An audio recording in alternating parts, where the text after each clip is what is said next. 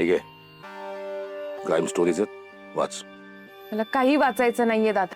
माझा जीव गुदमरतो इथे. मला घरी सोड आधी. घरची फार आठवण येते ना. या मोबाईलवर घर दिसतं बघ.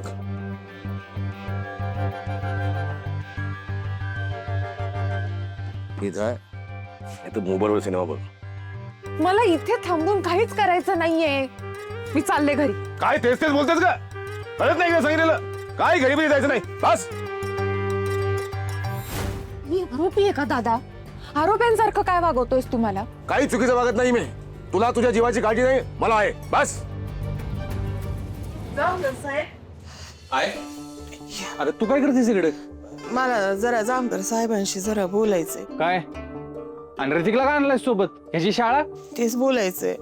जामकर साहेब, याला ना घरी याच्या आईची लय आठवण येते हो. मी काय म्हणते का, ह्यो आजचा दिवस ह्याच्या बापा संग राहिला तर चालेल का? हे? थोडा वेळ थांबू देता का याला? त्याला जरा मुलांमध्ये खेळायला सोडा, त्याचं मन रमेल. ती हफ्सा असते ना सोबत. हा खरे, पण काय ना का ती गेली शाळेत, ह्यो नाही गेला ना, म्हणून म्हणलं का राहू देता का थोडा वेळ? ठीक आहे, ठेवा त्याला इथे. साहेब, हा सुद्या आहे ना आमचा, त्यो लय काय काय सांगत असतो बरं का तुमच्याबद्दल. काय उडी दुणी काढतो की काय? नाही. नाही हो नाही, तुमचं लय गुणगानच करत असतो त्यो. म्हणजे बघा ना साहेब, आता गावामध्ये उत्सव होतोय तुमच्या परवानगी शिवाय, पण यामागे तुम्हाला काय किती कशी काळजी आहे नाही कळत हो लोकांना. हा पण सुधाकरला कळतंय, आम्हाला कळतंय का किती बी काय बी हो, जामकर साहेब आरोपीला पकडणार म्हणजे पकडणारच. अचानक माझ्या कौतुकाचा कार्यक्रम कसा काय सुरू झाला? कौतुक मला आवडत नाही, कौतुक मी करत नाही, कौतुक मी ऐकत नाही. काम असताना मला फार. पण माझं नाही हो साहेब कामामध्ये मन रमत. बघा की थोडा सोन्यासारखा नातूय माझा.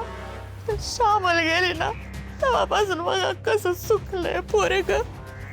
याची काळजी करून करून काही असं जड झालंय बघा माझं. काय सुचत नाही मला, कसं होणार या लेकराचं. उठवू नका तुम्ही, बसा. श्यामलच्या खुल्याला आम्ही शोधू, तुम्हाला न्याय मिळेल. साहेब, आता काय ना का आमच्या ऋतिकचं भविष्य उज्ज्वल झालं ना का तोच आमच्यासाठी न्याय नाही का? हा आता काय माझी सून तर काही गेलेली परत येणार नाही.